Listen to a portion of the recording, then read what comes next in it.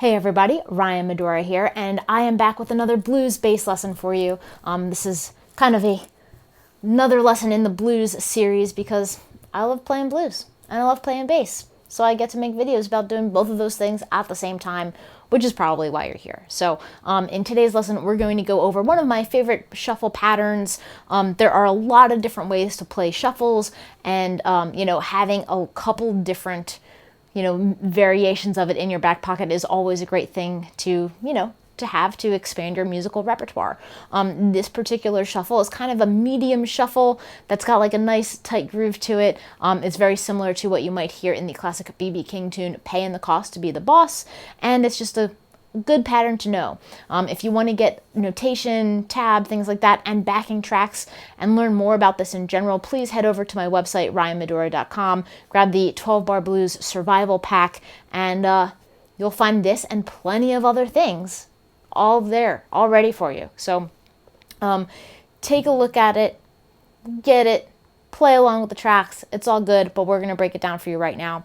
So this is again, a medium shuffle pattern, meaning it's not super fast. It's also not a slow blues. And the drum pattern is really simple. So we as bass players get to be a little bit busier. That's kind of a fun contrast. But this pattern is going to kind of be very similar to some of the walking shuffle patterns. So a lot of times I might refer to things as like a box shuffle. The box shuffle kind of factors in this kind of vibe where we're kind of playing in like a box of a couple of frets.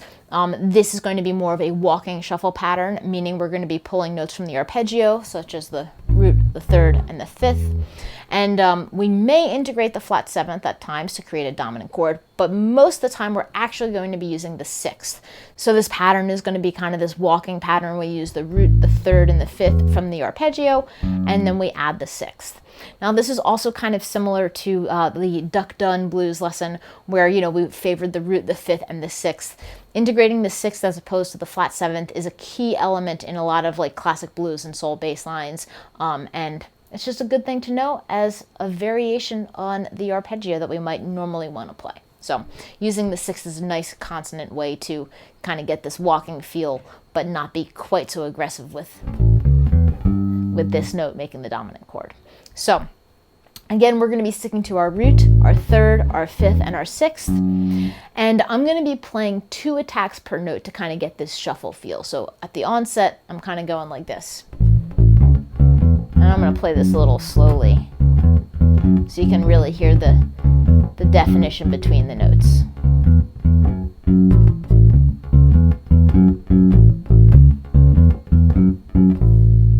So again, I'm going root, I'm on my A, the third is a C sharp, the fifth is this E here on the 7th fret, and then we have an F sharp as our 6th scale degree. Now the cool thing about this pattern is we're going to go forwards and then kind of double back on ourselves. So I'm actually going to play 2 attacks on the first, the third, the fifth, and then on the 6th, I'm going to kind of flip the pattern on its head and double back. So I'm going to go 1, 3, 5, 6, 5, 3. So we have our root, third, fifth, 6, 5, 3. And that last little collection of notes is going to be played as a triplet. So we're going to be playing the notes quicker, or we're playing kind of like the 8th note triplet this way. But as soon as we add that double back, we're left with this pattern. And that's a really great way to kind of be like, oh, here we have our walking shuffle with a little extra something, something.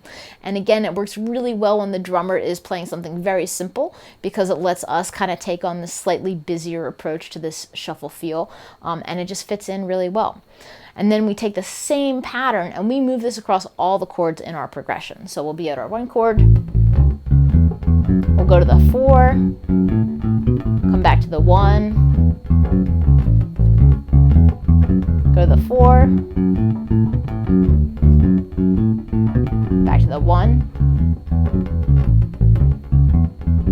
I'm going to bring it up to the 5. I'm going to slide up there. If I play it on the E, you've got your E. Here's a third, fifth, 6th right there. Take it down to the D. And then return to A.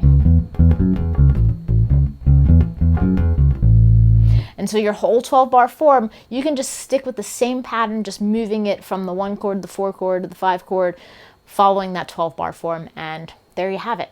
So again, this is a super cool shuffle pattern to have in your back pocket. It's just another way to approach blues shuffles. It's very similar, like I said, to the song Paying the Cost to Be the Boss by B.B. King. You know, he's been telling us life lessons since the get-go.